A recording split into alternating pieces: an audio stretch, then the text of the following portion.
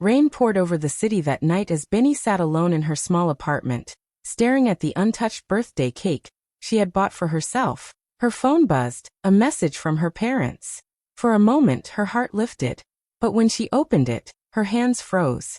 "Benny, we've decided it's time you start living on your own. We're cutting off your allowance. Don't expect support from us anymore."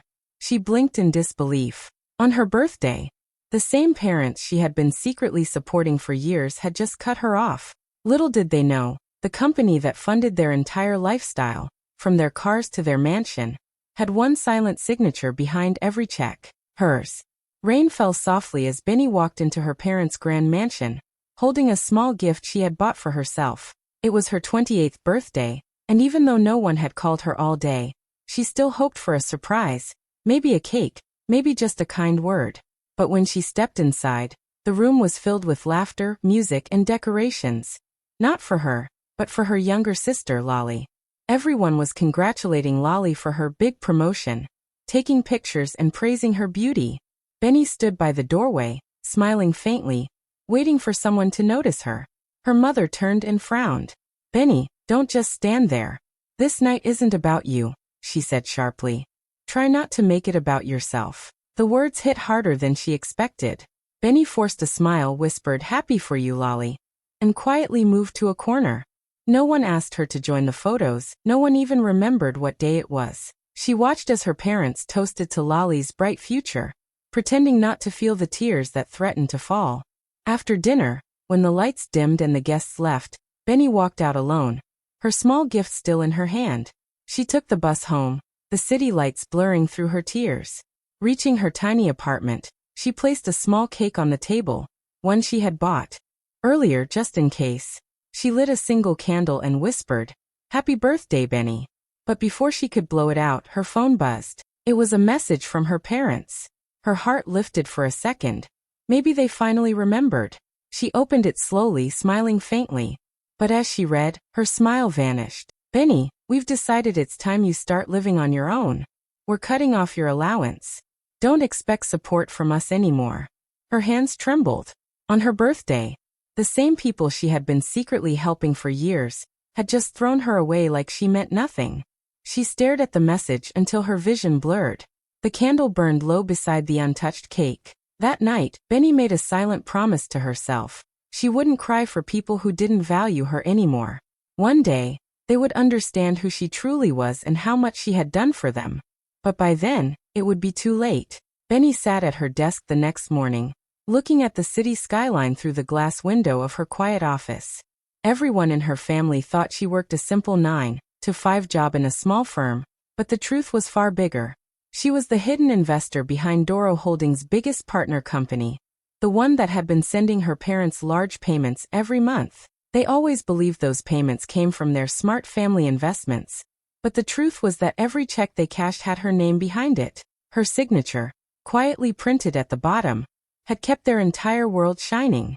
It all started years ago when her old boss and friend, Mr. Lamy, passed away and left her his company shares. He had once told her, "You have the mind of a leader, Benny. One day, these shares will mean something." And he was right. Those shares grew into real power, giving her silent control over major partnerships, including her family's business, Doro Holdings. But Benny never told anyone. She didn't want praise or attention. She just wanted her family to live comfortably, to see them happy, even if they never thanked her. Every month, she quietly approved payments, ensuring the company continued to fund her parents' lifestyle. The expensive cars, the luxurious mansion, Lolly's endless shopping, all of it came from money she controlled. But in their eyes, Benny was still the average daughter, the one who never aimed high. They bragged about Lolly's new promotion, while the real reason their business survived sat right at Benny's desk. She often smiled to herself when she heard her parents say, "Our company is blessed. We must have a lucky investor." They had no idea that the person keeping them afloat was the same daughter they ignored and looked down on. Sometimes she wanted to tell them, to finally let them see her worth. But then she remembered how coldly her mother's message came on her birthday, the same day they cut her off without hesitation. So she kept her secret close. Her power was quiet, but it was real. Her name didn't need to be on the front page. It was already written in every document that kept their world alive. They lived in comfort, thinking they had built it themselves. But soon, they would learn that everything they had depended on the daughter they had dismissed. And when that day came, Benny wouldn't need to shout. Her silence would speak louder than anything. A few days after her parents cut her off, Benny decided to visit their mansion. She didn't go to argue or cry. She just wanted to understand why they had done it. Maybe there was some misunderstanding, she thought. She stood in front of the tall white gates that once made her feel proud to call that place home. But when the guards saw her, they looked confused, as if she didn't belong there anymore. One of them called inside, and soon her father appeared at the door. Mr. Doro looked at her with a tired, serious face. "Benny, what are you doing here?" he asked coldly. She took a deep breath and said softly, "I came to talk. The message you sent, it really hurt me. I've been trying to help this family in every way I could. Why would you cut me off?" He sighed and shook his head. "Benny, we can't keep carrying you anymore. You're old enough to stand on your own. Be like your sister, successful, confident, useful." His words hit her like a slap. She couldn't believe what she was hearing. Carrying her? They had no idea she had been the one carrying them all along. From the living room, Lolly's laughter floated in. She was wearing a bright designer dress, showing off her new car keys. "Oh, Benny," she said mockingly, "Dad's right. You should start working harder. Not everyone can live off others forever." The smirk on her face made Benny's heart tighten. She looked around the mansion. The shining chandeliers, the polished floors, the luxury they took for granted. Every piece of it was connected to her silent work. For a moment, she wanted to scream the truth, to show them the papers that proved everything they owned existed because of her. But she stopped herself. Instead, she straightened her back and forced a calm smile. "You're right," she said quietly. "I should stop depending on others." Her mother looked at her with the same cold expression and said, "It's for your own good, Benny. This will make you stronger." Benny nodded slowly. "Yes, it will," she replied and turned to leave. As she walked away, her heart broke a little, but something stronger began to rise inside her. That day, she made a promise to herself. She would never beg for love or approval again. She wouldn't argue or try to prove her worth. She would let her silence do the talking. And when the time came, her signature alone would teach them the lesson they never expected. 2 weeks passed after Benny's last visit to the mansion. Her parents hadn't called, and she didn't expect them to. She had spent those days focusing on her work, signing new deals, and expanding her company under her own name for the first time. Meanwhile, at the Doro mansion, everything that once seemed so perfect began to fall apart. It started with a letter that arrived early one morning at Doro Holdings' main office. It was from their biggest partner company, the same one that had quietly funded their lifestyle for years. The letter was brief and cold.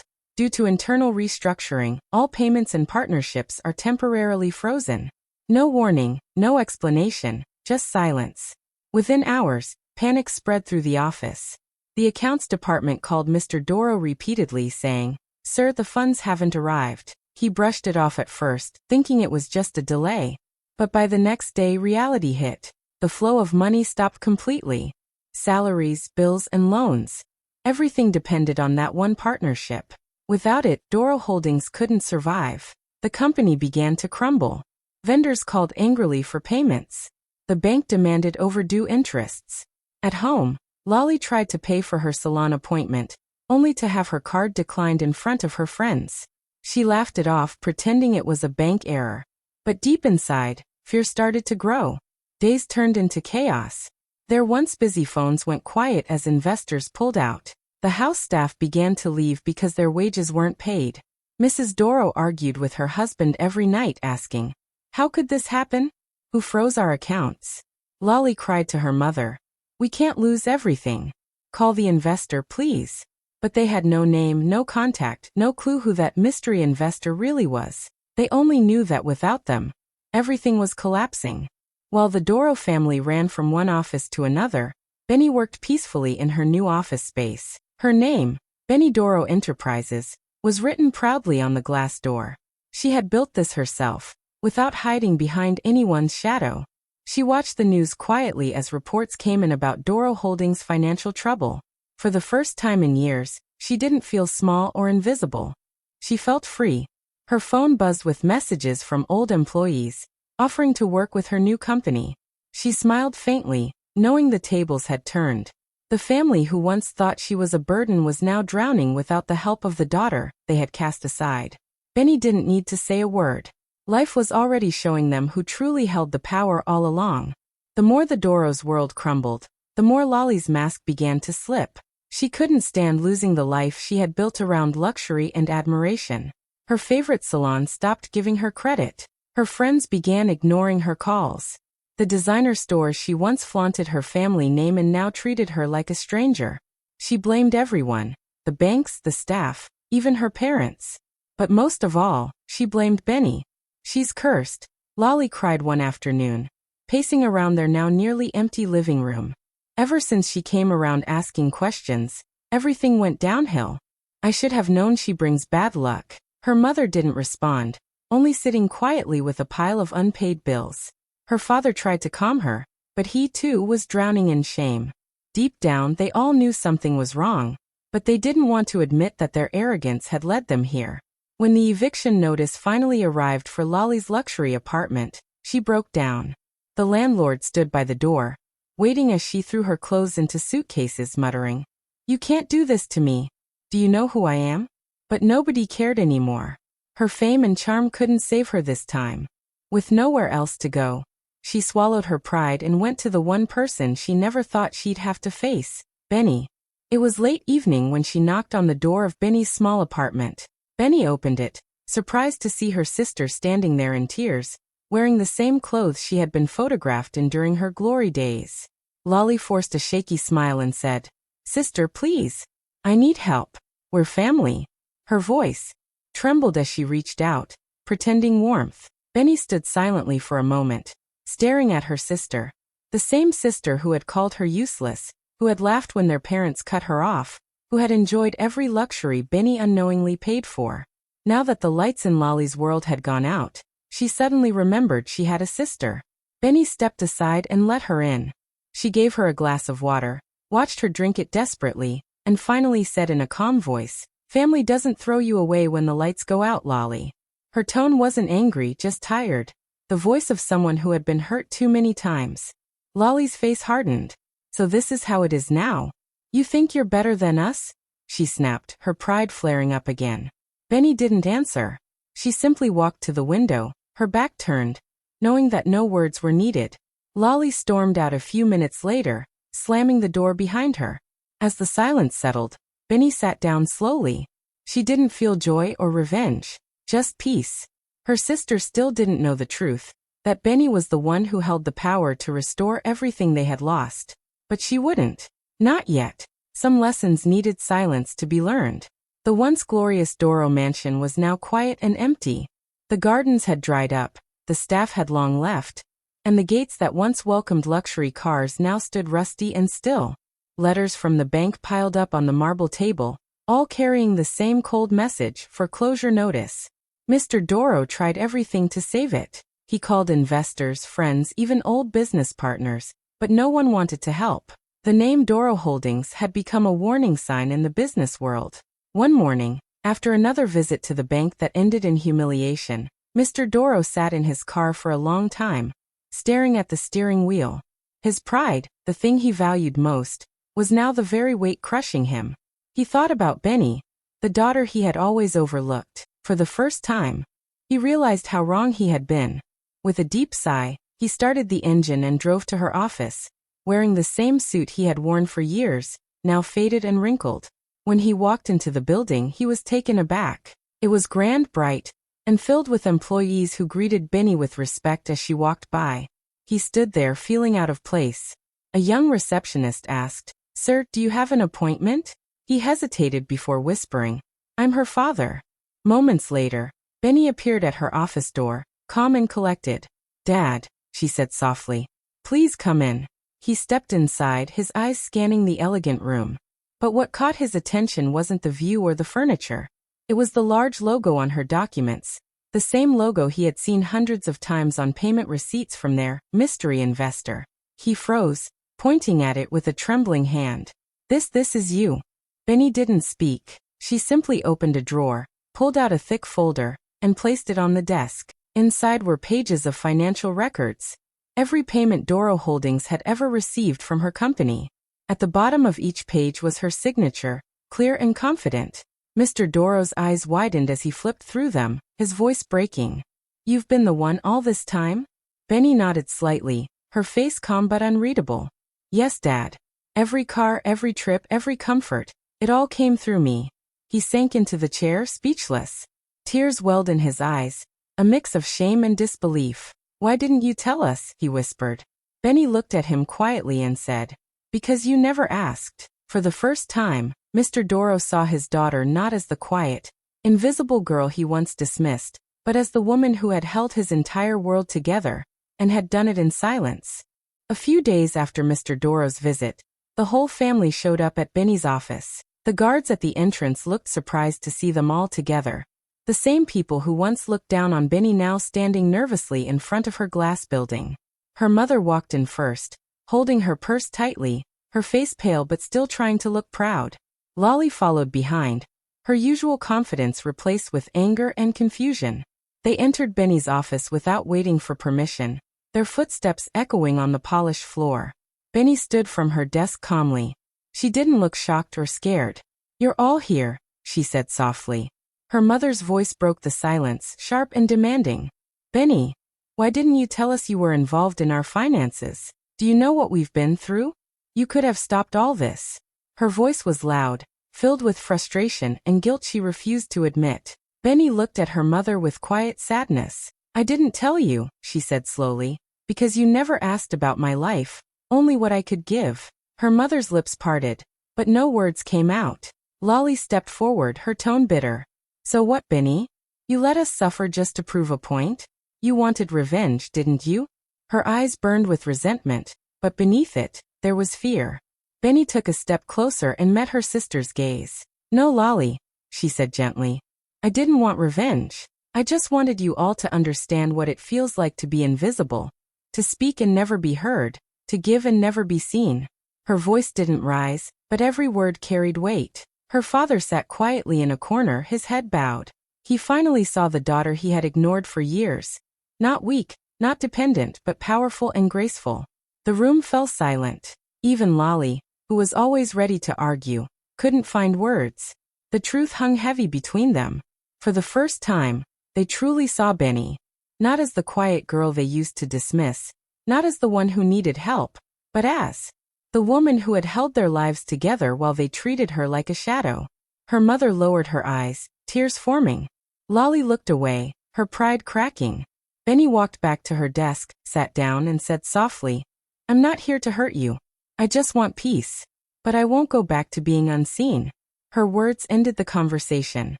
No one replied. The Doros left quietly, their hearts heavy with the truth that the daughter they had once ignored was the reason they ever had anything at all. The next morning, the world woke up to breaking news that no one saw coming. Every major business channel, newspaper, and social media platform carried the same headline. Benny Doro, founder and CEO of Luminex Industries, takes full ownership of Doro Holdings after financial crisis. Pictures of Benny standing confidently in her office spread everywhere. Her calm face and powerful presence caught everyone's attention. Within hours, her name was trending across the country. People were shocked. No one had ever heard much about her before. She was known only as the quiet daughter of the wealthy Doro family. But now the truth was out. She wasn't just someone working behind the scenes. She was the true force behind the success her family had once bragged about. The same daughter they had ignored had become the woman the world now admired. Messages poured in from people she had never met. Journalists called her the silent genius. Business pages called her the woman who built an empire in silence. And ordinary women online called her an inspiration. Videos of her calm reaction during meetings went viral, with captions like "Grace under pressure. This is power." Meanwhile, at the Doro mansion, things were different. Her parents and sister sat in the living room, watching the news in disbelief. Every report praised Benny's achievements. The same reporters who once wanted to interview Lolly were now calling to speak with Benny. Cameras soon appeared outside their gates and reporters shouted questions through the fence. "Mr. Doro, Did you know your daughter owned Luminex Industries? Mrs. Doro, how does it feel to realize your daughter was the real investor all along? Why did you ignore her success for so many years? Her parents didn't know what to say. They stood frozen, embarrassed and overwhelmed. Their silence told the world everything. Their pride had cost them not only their company but also their dignity. Lolly tried to scroll through social media, but every post about Benny made her heart sink deeper. She had always wanted fame, but now all eyes were on her sister, the one she had called useless. Her phone buzzed with messages from old friends saying, "We always knew Benny was special," and she couldn't even reply. Benny, on the other hand, stayed humble. She didn't celebrate loudly or give emotional interviews. She simply thanked her team and continued her work. She didn't need to prove anything anymore. The truth had done it for her. The same family that once made her feel invisible was now watching her light shine so bright that the whole world noticed. Weeks later, Lolly showed up at Benny's office again, but this time she wasn't dressed in expensive clothes or wearing her usual pride. Her eyes were swollen from crying, and her voice shook as she spoke. "Benny, please. Mom and Dad lost everything. The bank took the house, the cars, everything. We have nowhere to go." Benny looked at her sister quietly. The same sister who once mocked her now stood before her, broken and desperate. Lolly fell to her knees, her tears falling fast. "Please forgive us. We didn't know what we were doing. You're all we have left." For a long moment, Benny didn't say anything. She just stared out of the window, remembering the years she had been treated like an outsider. The times she'd eaten alone, slept hungry, or cried in silence because her family made her feel unwanted. Yet even with all that pain, she couldn't turn her heart completely cold. After a deep breath, she turned to Lolly and said softly, "I'll help you.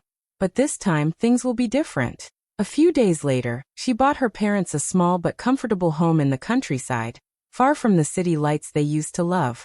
It wasn't grand or luxurious, but it was peaceful.